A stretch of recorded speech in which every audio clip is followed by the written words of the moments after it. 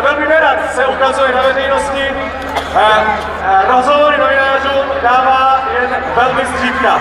Nicméně tomuto muži děčíme za to, že teď můžeme stát tady. V roce 2005 vstoupil do brněnské Komety. Pozvedli ji tak, že v roce 2012 teď jsme tady. Dámy a pánové, obrovský potlesk.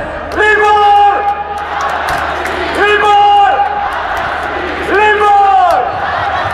Libore, děkujem!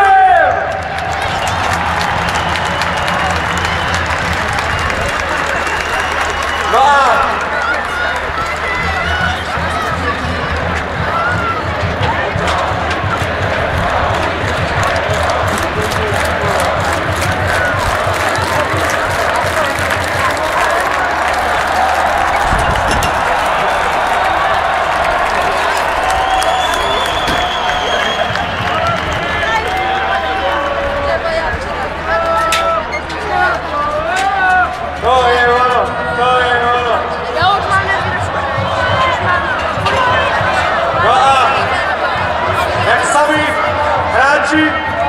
tomu chtěli, prý mám na pódium pozvat i pana šoféra, který s nima odjezdil.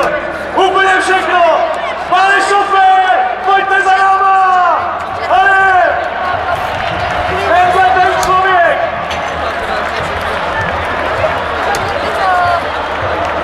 Tenhle ten člověk najezdil tisíce a desetitisíce kilometrů autobusem brněnské Komety.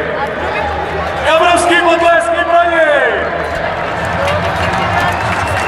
Zůstaň Brně! Tak, fotografové jsou boxí, vy v prvních řadách rovněž tak. Tondo, co budeme dál? Michal, děkuju! Michal Chylík! Michal! Díky! Kdybyste náhodou milí hráči nevěděli, jak nám to tady fungovalo, každý zápas, který se přenášel v televizi, my jsme tady přenášeli za tady téhle účasti. Doufám si říct slušná práce. A ještě byste přijeli, tak jsme si říkali, že bychom vám mohli ukázat, jaké to je, když si dáme všichni povstaň silikomeťák.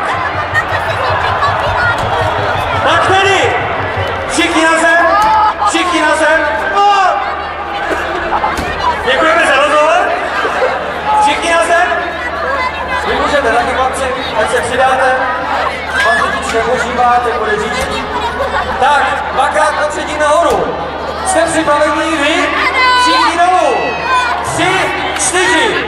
Povstaň, silikomeťák, povstaň, silikomeťák.